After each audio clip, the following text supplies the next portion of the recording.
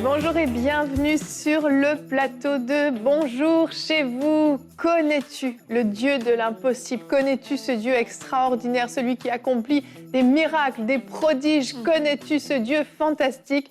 C'est la question qu'on vous pose aujourd'hui. On va vous présenter ce Dieu incroyable dans cette nouvelle émission. Salut les filles. Bonjour Evelyne. Hello, hello. Comment allez-vous? Ça va bien. Prête à terminer cette belle semaine?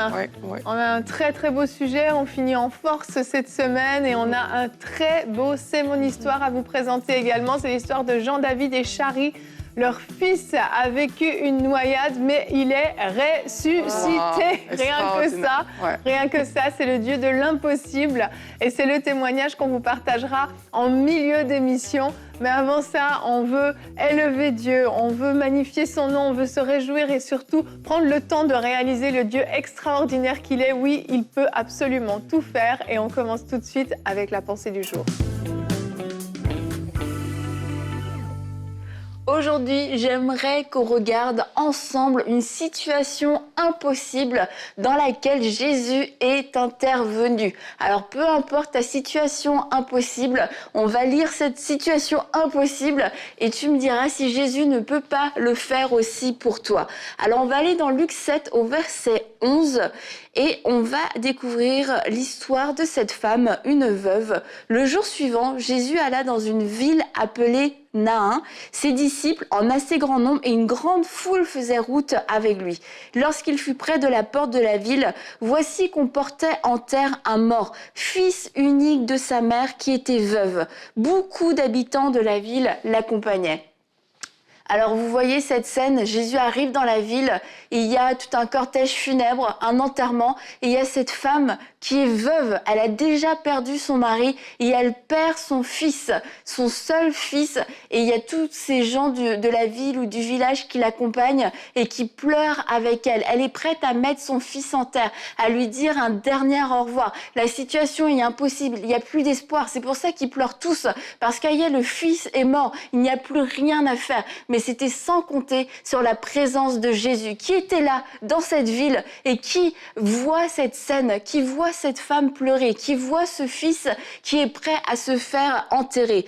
Et au verset 13, en voyant la femme, le Seigneur fut rempli de compassion pour elle et il lui dit « Ne pleure pas ». Ne pleure pas, il s'approcha et toucha le cercueil. Ceux qui le portaient s'arrêtèrent. Il dit « Jeune homme, je te dis, lève-toi ».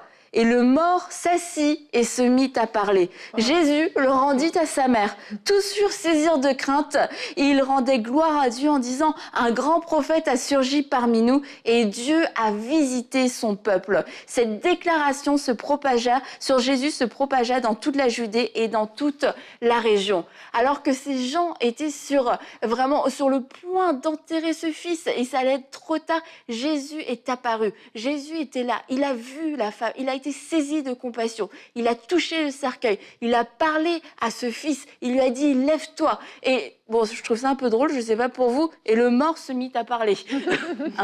Et le mort se mit à parler. C'était une situation totalement impossible. La mort avait frappé. Et au milieu de la foule, au milieu de tous ces pleurs, Jésus a vu la détresse de cette femme. Et au milieu de la foule qui peut t'entourer, au milieu de tous ces gens qui sont autour de toi, au milieu, oui, même de toutes les catastrophes, de toutes les tragédies qui arrivent dans ce monde, Jésus voit ta douleur, Jésus voit ta souffrance. Et comme cette femme, il veut venir toucher ce qui est impossible à relever. Il veut venir toucher ce qui est mort. Il veut venir toucher cette situation qui n'a aucune solution. Jésus est là, il te regarde, il te voit avec un regard de compassion. Et il parle sur ta situation. Et que la rumeur sur Jésus, cette déclaration sur Jésus, il a visité son peuple, puisse se propager jusque dans ta maison et qu'on puisse voir cette résurrection. Amen, amen. Quelle belle histoire. Et c'est effectivement, c'est ce que tu dis qui m'a frappée dans cette histoire. C'est la compassion de Jésus, en fait, qui a activé le miraculeux.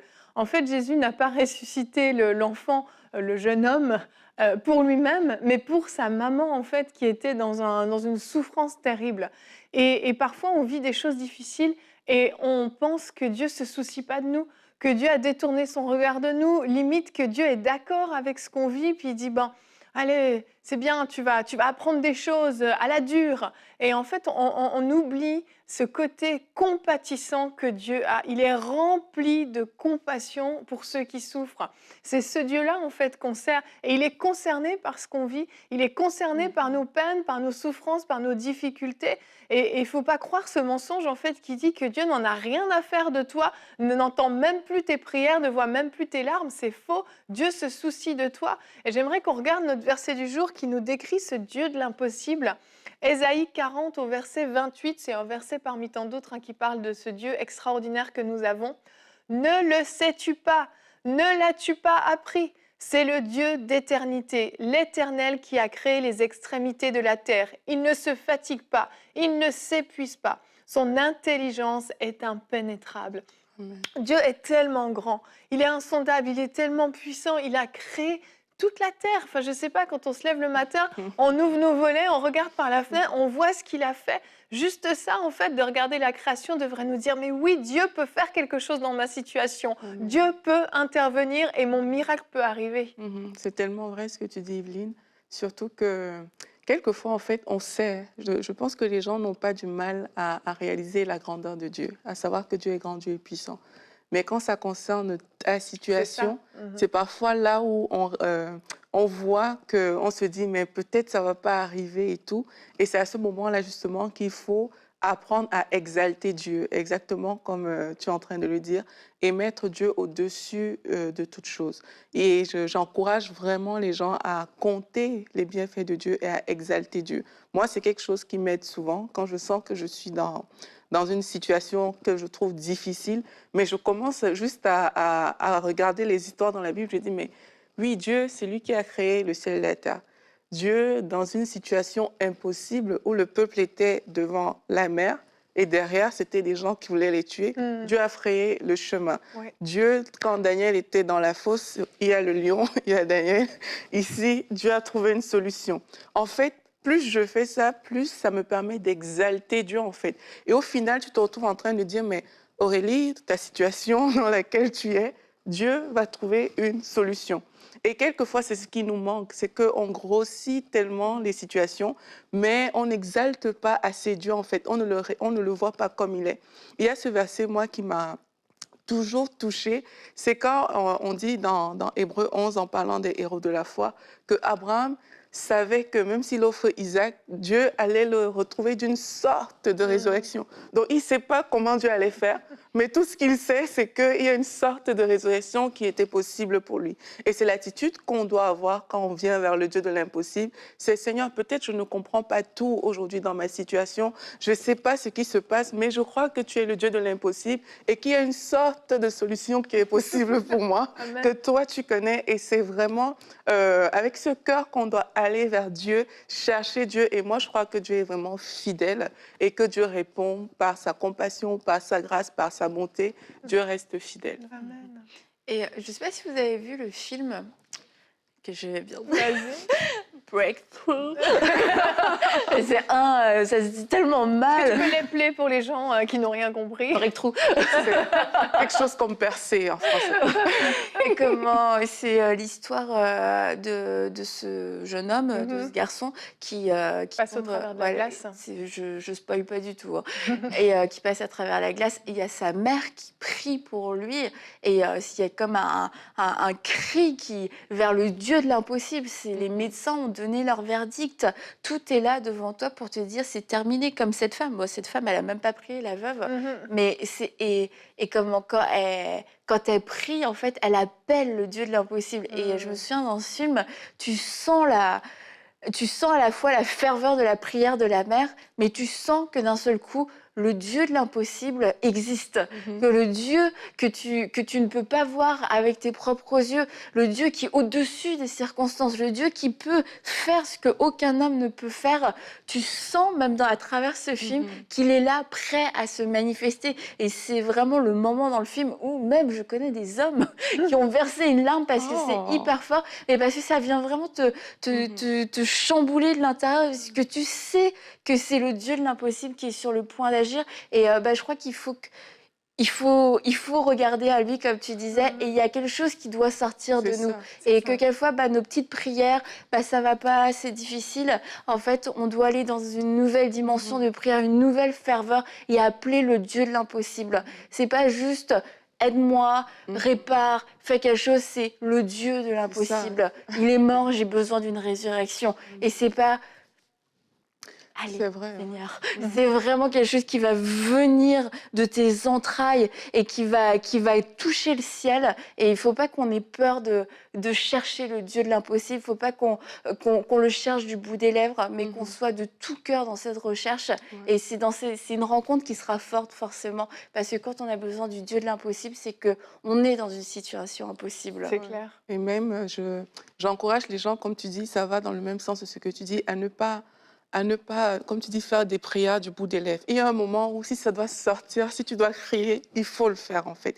Et il y a une prière qui s'appelle le cri. Et si tu ne me crois pas, demande à Bartimée, parce que Bartimée, c'est exactement ce qu'il a fait. C'est que là où on voulait qu'il chuchote, qu'il se taise, non, il ne s'est pas arrêté à ça. Et il a crié à Dieu, en fait. Il a crié de toutes ses forces. Et il y a des personnes qui se limitent justement, mais il y a des moments dans la vie où il faut crier de toutes ses forces à Dieu. Si tu ne viens pas, c'est que vraiment, la situation, on ne sait pas comment on va s'en sortir. Et arriver à ce niveau, Annabelle, où tu dis, où il y a quelque chose qui va se faire à l'intérieur de toi, ou même si tout le monde autour de toi te dit, mais regarde, le médecin a déjà dit que c'est fini, tu vas leur dire, je ne considère pas ces choses, parce qu'il y a quelque chose qui se passe. Mais s'il n'y a pas ce feu en toi, qui bout comme ça, où tu es sûr que non, Dieu va faire quelque chose, ben, ta foi ne sera même pas encouragée, tu vois. Et c'est bien que toutes les personnes qui nous écoutent aujourd'hui arrivent là. C'est pas juste Seigneur, viens à mon secours, c'est Dieu doit venir. C'est ce qui doit être, parce que sans lui, on sait qu'on ne peut rien. Et Dieu aime. Je vous dis, il y a une prière qui s'appelle le cri.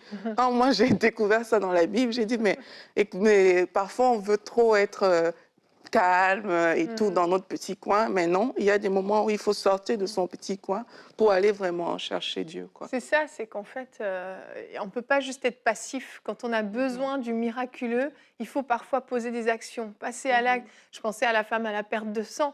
Elle a dû braver cette foule, elle a dû passer, mais elle savait que si elle touchait le bord de son vêtement, elle serait guérie. Et puis oui, Bartimée, il a dû crier « Jésus-Christ, fils de David, aie pitié de moi !» Mais il a dû hurler de toutes ses tripes. Cette scène, elle m'a toujours bouleversée quand je l'ai lue dans la Bible, parce que c'est un moment tellement fort. Et oui, c'est ce cri du cœur, cette urgence où Seigneur intervient. Et parfois, c'est cette rage aussi, cette sainte colère où on parle à la maladie, on parle à la circonstance, on parle au diable parfois même. On se met en colère, on se saisit de notre autorité, puis on dit maintenant stop, ça suffit. Et on se lève vraiment dans la prière, on se lève à l'intérieur aussi spirituellement et on met fin à ce qui est en train de se passer, parce que oui, c'est le Dieu de l'impossible. Tu voulais ajouter une chose, Annabelle? Non, c'est bon? J'ai l'impression. On va regarder maintenant ce très, très beau témoignage de Jean-David et Chari dans la rubrique « C'est mon histoire ». Et on se retrouve pour la rubrique « C'est mon histoire ». Aujourd'hui, je reçois un couple, Jean-David et Chari. Bonjour à tous les deux. Bonjour Evelyne. Comment allez-vous? Très bien. Ça va bien, merci. Ça va bien, super. Oui. Merci d'être là pour cette rubrique « C'est mon histoire ». Alors, vous venez nous raconter un témoignage qui est bouleversant et avis aux parents. Vous allez pleurer, je pense. Quand on est parent, on s'identifie. Une histoire à la fois tragique, mais à la fois magnifique de ce que Dieu a fait en sauvant la vie de votre fils Jayden, qui a succombé pendant une période à une noyade et qui a été vraiment ramené à la vie. Je pense qu'on peut vraiment le dire. Dieu a vraiment préservé sa vie, en tout cas. Et pour commencer, c'est important, je pense, de nous mettre dans le contexte.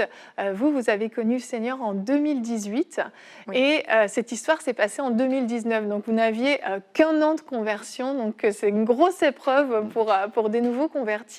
Et donc, Jean-David, à cette époque, vous êtes parti en vacances au Bénin pour voir ta famille, c'est ça? Oui, tout à fait. Donc, exactement, on n'a pas eu un an de conversion même, en fait, parce que c'était en fin 2018 qu'on a donné notre vie à Christ. Et l'été 2019, on se retrouvait en Ah vacances. oui, donc c'est dans 6 nos mois de familles. conversion même. Voilà. Donc 6 mois de conversion. Et donc c'est ça, donc on est rentré, on est passé par le Gabon, puis ensuite le Bénin pour voir ma famille. Et pendant le séjour, en fait, on voulait aller un peu plus loin du centre-ville, donc on est allé à peu près 2 heures dans une villa pour passer un temps de ressourcement en famille. Donc il y avait vraiment un cadre paradisiaque Mhm. avec une vue sur la mer, une piscine, et c'était vraiment très agréable comme cadre. C'est ça, vous avez vraiment voulu passer des belles vacances Ouais. en famille, Tout à fait. avec une piscine bien clôturée. Avec une piscine il y avait tout ce bien qu'il fallait pour la clôturée. sécurité, Ouais, il y normalement. avait tout ce qu'il fallait pour la sécurité. Qu'est-ce qui s'est passé? C'est que pendant le séjour, en fait, la veille, on avait déjà été à la piscine. Oui. Et le lendemain, donc une des journées du séjour, on a commencé dans la louange. C'est ça, Donc, toi, Chari. Donc, vous étiez avec donc, ta famille et il y avait votre belle-sœur qui, elle, Oui. est chrétienne, qui s'appelle Caroline, c'est ça? Exactement. Donc, Caroline qui est venue au Seigneur avant nous. Dans le fond, elle est juste allée pour faire des crêpes pour le petit déjeuner. Puis, j'ai dit, je vais t'accompagner. Elle m'a dit, moi, je vais passer mon temps de louange, c'est dimanche, etc. Je dis, Tout à c'est fait. parfait. Allons louer le Seigneur. C'est ça. Et donc, on a commencé tout simplement à louer Dieu dans la cuisine. Toutes les deux, puis les enfants nous ont rejoints. Donc, eux, ils ont 2 enfants, son mari et elle. Dans le fond, Jean-David aussi nous a rejoints à un moment donné. Et bon, on avait un peu, comment dire, pas cette crainte, mais Une Cet petite... inconfort peut-être, oui. parce que, si tu permets, oui, Chérie. vas-y, chérie. Donc, on était nouveau en Christ et Oui. tout. Et il y avait une petite appréhension de la manière d'exprimer notre foi grandissante, notre joie. Oui. Donc, mais on savait qu'on avait à cœur ce moment, en fait, ce jour-là, de prendre du temps, de rendre grâce pour la journée. Et Exact. c'est vraiment ce qu'on a quand même Et- eu un bon temps. Et d'élever le nom de Dieu, tout simplement. C'est ça, C'est c'est ça, ça. juste C'était ça. un moment dédié à Dieu. Donc, la Exact. journée commence bien, on est Ben oui. dimanche, il fait beau, vous êtes en Oh. vacances. Bon petit déjeuner. Voilà, Oui. des crêpes, en C'est plus, ça. tout va C'est bien. ça. Oui. Et là, Jean-David, toi, tu vas aller à la plage avec les enfants? Oui, c'est ça? donc un peu plus tard dans l'après-midi, on va dire. Donc, juste pour bien expliquer, en fait, donc, au-delà de la piscine, on a accès à la plage et il y a comme une clôture, en fait, une porte, on passe et on est déjà du côté de la plage. Donc, je rejoignais mon frère et on était en train de discuter, je me souviens plus de quoi, mais on parlait. Et à ce moment-là, en fait, il y a mon épouse Chari qui vient me voir, en fait, pour me parler à un moment donné. Et elle avait prévu avec Caroline et les enfants de les emmener à la piscine.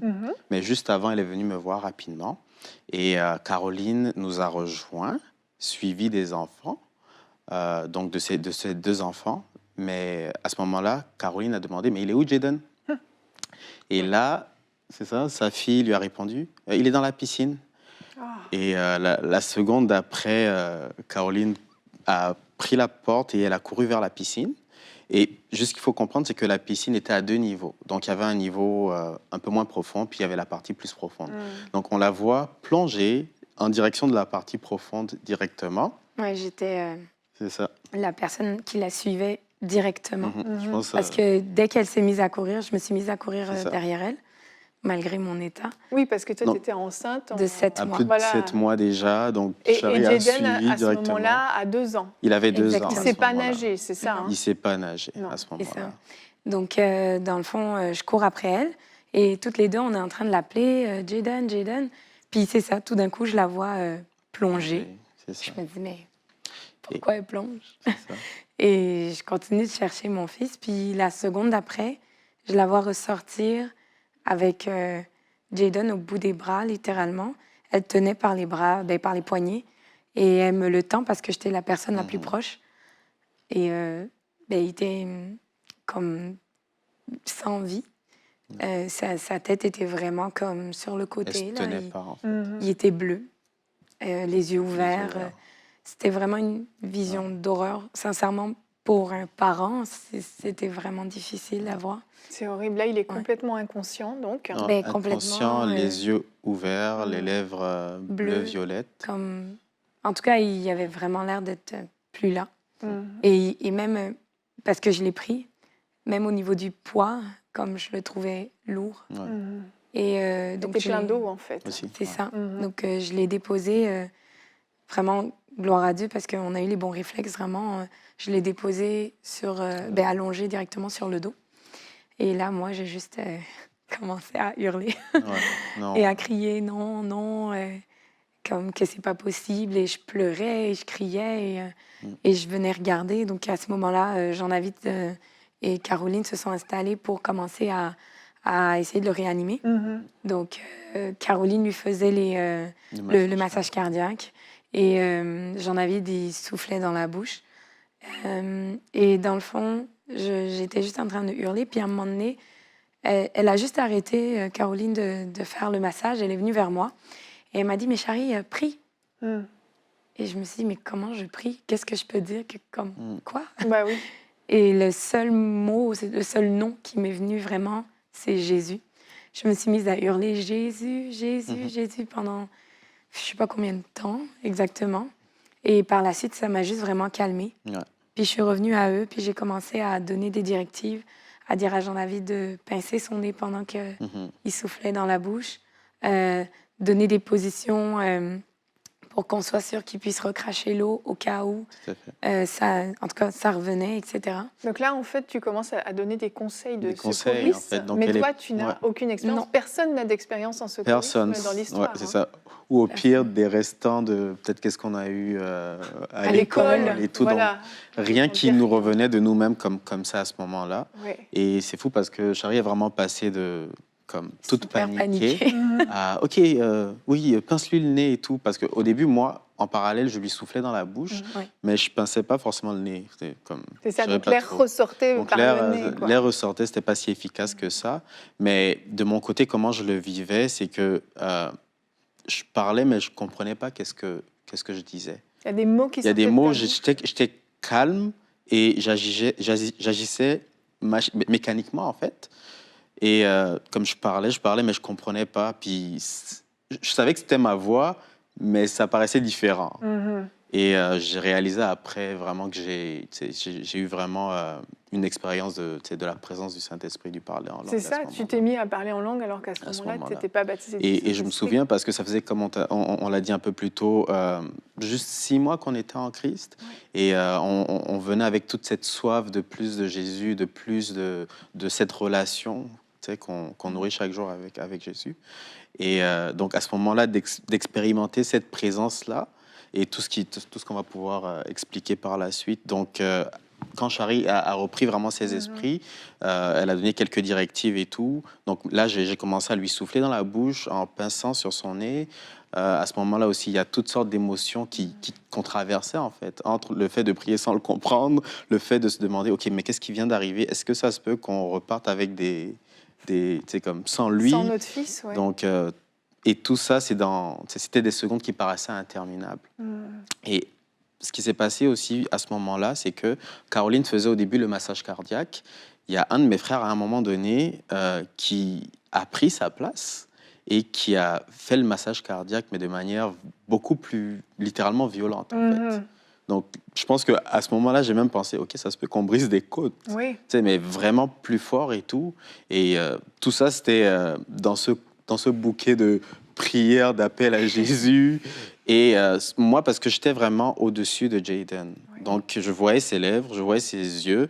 Et ce qui s'est passé, c'est que ses yeux se sont fermés. Ah. Au début, ils étaient ouverts sans vie. Ils se sont fermés. Donc là, tu sais pas trop, est-ce que c'est une Est-ce que c'est bonne pire? chose? Est-ce que c'est Est-ce bon? Est-ce que c'est mieux? mauvais? Là, ça C'est se ça. ferme. Et par après, en fait, quand mon frère a continué à donner des coups plus forts, j'ai vu que ses lèvres passaient du bleu au rosé et tout. Et peu de temps après, il a commencé à cracher de l'eau. Et là, à ce moment-là, je l'ai pris, puis comme je l'ai mieux incliné, je pense qu'il y avait des directives Exact. que vous donniez et tout aussi, Pour qu'il puisse recracher. pour dans qu'il le puisse fond. recracher. Et il s'est mis à recracher. Et après, il a dit, « Papa, Et je peux juste pas oublier ça. Il a Wow. dit, papa. Et là, ben, parce qu'on on était à la plage, j'avais pas de sandales, j'étais en maillot. Mhm. Et donc là, je l'ai gardé et directement, on a cherché où est-ce qu'on peut l'emmener en fait. Est-ce Oui. qu'il y a un hôpital, un dispensaire? Finalement, il y avait un dispensaire. Donc le chauffeur était là, il nous a emmenés. J'étais comme les pieds nus avec mon enfant sur l'épaule et tout. Et on a couru à ce dispensaire-là. Il a recraché de l'eau et tout, beaucoup. Là-bas, qu'est-ce qu'ils ont fait? Ils lui ont donné une injection pour qu'il ne développe pas de bactéries, d'infections en fait, liées aux À cause bactéries de dans l'eau de l'eau la piscine. qu'il avait avalé beaucoup. Et donc, c'est comme ça qu'il est vraiment revenu. Et les médecins, est-ce qu'ils ont constaté des séquelles, des côtes cassées, des choses particulières? Non, en fait, alors, sur le coup, comme on dit, c'était un dispensaire, donc Oui. bon, pas beaucoup de très- moyens. Mhm. Donc, 2 jours plus tard, on est rentré en ville et on a consulté un médecin, cette fois en clinique, qui, au premier abord, il nous a dit si vous ne m'aviez pas raconté, j'aurais jamais su que cet enfant-là, il avait eu un accident il y a 2 jours. Tout à fait. Et comme quoi, il disait qu'il n'y avait aucune séquelle, en fait, aucune Il n'y avait rien de conséquence. visible en fait Non. au Il y avait niveau rien du Et de corps. même au niveau de l'auscultation, parce qu'elle l'a ausculté, elle a tout regardé, il n'y avait vraiment rien. Il n'y avait rien. Donc, vraiment, un miracle jusqu'au bout. Là. Waouh, c'est Vraiment. extraordinaire, vraiment. Et après ça, vous avez décidé de le remettre à la piscine. Oh, oui. Dès le lendemain, Oui. c'est pourquoi? Quel était le but de le ramener à la piscine? Ah, c'était. En tout cas, je pense que c'est vraiment le Saint-Esprit qui nous a inspiré de le faire, mais je pense qu'on a réalisé qu'on ne voulait pas qu'il ait de séquelles, de mauvais souvenirs liés à De traumatisme. de traumatisme et tout. Donc, on tenait à ce qu'il retourne dans l'eau. Et que le lendemain, on y retournait. Vraiment. Et il y a une photo aussi de toi qu'on peut afficher avec Jayden sur tes épaules à la plage. Cette photo, elle a une signification particulière, Jean-David? Beaucoup. Je pense que cette photo, je l'ai gardée sur mon téléphone comme fond d'écran pendant longtemps après. Parce que pour moi, c'était vraiment comme une victoire sur la mort et que Dieu est fidèle, qui n'est jamais en retard. Et je me souviens parce que c'était en matinée, là, puis quand il s'est réveillé, je l'ai pris, j'étais en pyjama, puis je suis allé sur la plage qui était à quelques Waouh. pattes, là, Et c'était en vainqueur. en vainqueur. Waouh, vraiment Ouais. très très beau témoignage de ce que Dieu a fait dans la vie de Jayden. On lui rend gloire vraiment. Et merci à vous d'être venu raconter ce témoignage. Dieu est vraiment le Dieu de l'impossible. Hein. Vraiment. Vraiment. Vraiment. Merci à tous les deux. Merci, beaucoup. Eugénie. Alléluia, gloire à Dieu. Merci Seigneur de ce que tu as fait dans leur vie. Et on veut maintenant prier pour vous. On veut déclarer la bénédiction de Dieu. Merci Seigneur parce que tu connais la situation de mon frère, de ma sœur. Merci mon Dieu parce que oui, tu leur donnes cet élan de foi maintenant même pour vivre le miraculeux. Dieu de gloire, tu es ému de compassion. Tu es touché parce que tu vois la souffrance. Tu entends le cri de ma sœur. Tu entends le cri de mon frère et tu interviens. Au nom de Jésus, que la maladie quitte vos vies maintenant et que vous puissiez vivre cette résurrection dans vos corps, dans vos âmes, dans votre couple, dans votre foyer, dans la relation avec vos enfants. Au nom de Jésus, que vous puissiez expérimenter ce Dieu de l'impossible chez vous maintenant même. Merci Seigneur, merci pour ce que tu fais. Alléluia. Nous bénissons le Seigneur. Si vous avez expérimenté ce Dieu de l'impossible, on vous invite à nous partager votre témoignage. Vous allez sur emcitv.com/témoignage et vous allez pouvoir nous raconter ce que Dieu a fait dans votre vie au travers ces émissions. Que Dieu vous bénisse et je vous souhaite un très bon week-end. On se retrouve la semaine prochaine.